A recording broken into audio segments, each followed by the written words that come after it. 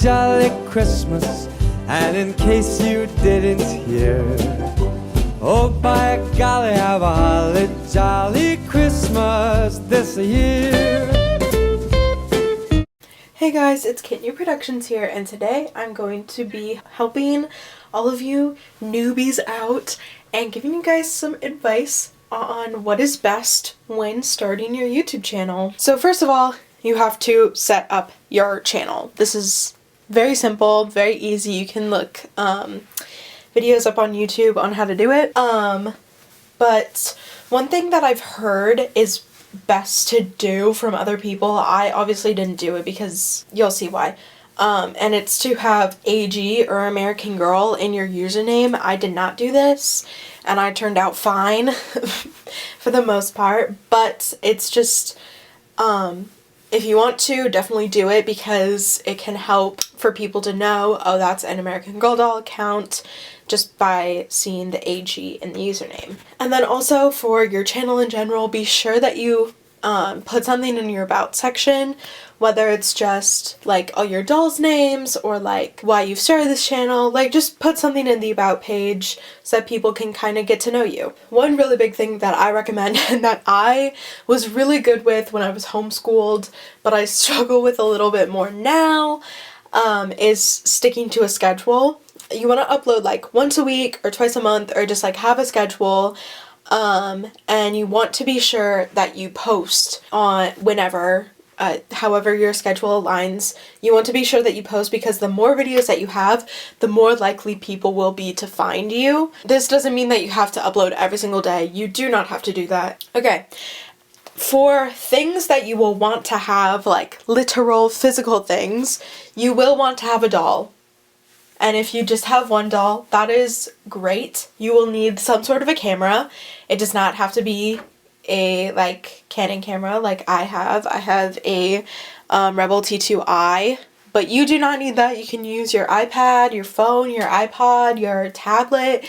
You can use whatever you have available to you. Use whatever you have. You do not have to go out and spend hundreds and thousands of dollars on a crap ton of equipment, especially if you're just starting off. I used to film on my mom's crappy old iPad that was like 12 years old. So that's another thing you're going to want to have, an editor, and you're going to want to know how to use it. So I have used in the past iMovie, and there was another editor which I don't remember, but I still currently use iMovie just now on my laptop.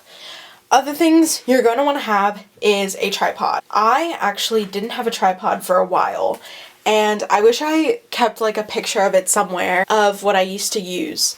But so back when I was still filming on my iPod, yeah, but in that time I used like, one thing I did was I took a box similar to like this.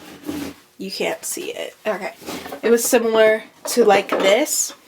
And I would prop my iPod up on it like that, and then I would take a piece of tape. Hold on, I'll do it right now. So it basically looked like that, and that's how I would film sometimes. So you can be very creative with your tripods. You do not have to go out and buy a tripod, but like just have something. Another thing you are going to want is a camera clicker, I guess. Yeah. When I was still filming on my iPad and my iPod and like just like before I had my camera, I would use the Apple headphones that have the little volume button thing, and I would click it and that would take a picture if it was plugged into my iPad. And so that's what I used to use as my camera clicker, so that whenever I touched my iPad, it wouldn't go like, it wouldn't do that for the, it wouldn't like mess up the picture. And I realized that it's the same thing with cameras. It's not very stable, especially this tripod. Oh my gosh, I need a better one. I actually ordered my camera clicker yesterday, so it's coming in the mail soon. But it basically just hooks into your camera or your phone, and you can click it and it'll take a picture without you moving the camera, so that it's much smoother of like a stop motion. One thing that I have that I think is kind of nice, I have a binder, like a physical binder. I don't have it down here, but it basically has just paper and then like little folders in it. And so whenever I come up with a video idea, I like to write it down in there, because sometimes I like to write down my scripts and sometimes I like to type them, which is another thing you're gonna want. Google Docs or Microsoft Word, or just some sort of like place where you can type out scripts, because some people prefer some people prefer to type, some people prefer to write. I don't care. Depending on how long the script is going to be. If it's like a movie script, I am going to type it because I cannot handwrite for that long. But if it's going to be just like a normal stop motion, then I will usually write it down. So yeah, that goes along with the binder. It's nice to be able to keep all of your papers in one place. The last physical thing that you might want to have is umbrella lights. It really helps with lighting.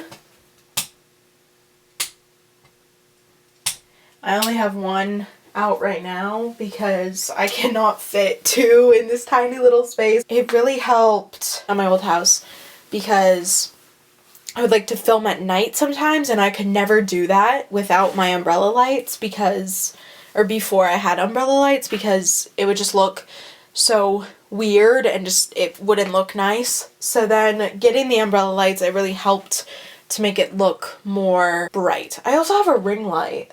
Shoot, I keep forgetting to set that up. My brother got it for me for Christmas, which I didn't think I was gonna want one, but it does really help to put a lot of light and focus on the doll. My extension cord isn't long enough, so we're just using Julie.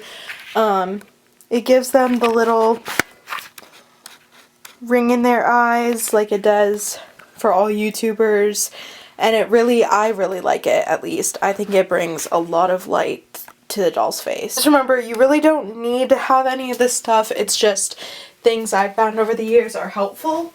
Lastly, the last thing I want to bring up is how to grow your channel. So this is another thing that you're going to need patience for, because it will not happen overnight. I think just the biggest part is don't be discouraged when you see other people getting a lot of subscribers and you aren't, because it really does take time. But one thing I really recommend, and this was something that I did and I'm so glad I did, but it's to find other small or like small-ish AgTubers, like AgTubers that have around the same range of subscribers as you do, and support them, because they will support you, and from that you will get friends, and obviously they'll subscribe to you, so you'll obviously get subscribers. But I think the biggest part is you'll then have other people in the community that you know love your content and they know that you love their content. I hope that this video was helpful. And if there's any other questions that you have and you want to contact me about it, please do. You can either comment on my videos, contact me on Instagram, it's KitAndEvaProductions, no caps. Or you can even email me. I think it's in my about section. But yeah, if you want any other tips or if you want to collab with me, just tell me. I will do it. Yeah, that's another thing that really helps collabing with people. Everyone does it. It's because it brings their followers to you and your followers to them. The biggest part especially is that you're doing this for the right reasons. Do not do this because you want to be famous. Do this because you love it, because it is not worth it to do this to be famous. This is too time consuming to do this just to get famous. Anyways, thank you guys so much for watching this video, and I'll see you guys tomorrow. Bye! And in case you didn't hear, oh by golly, have a holly jolly Christmas this year.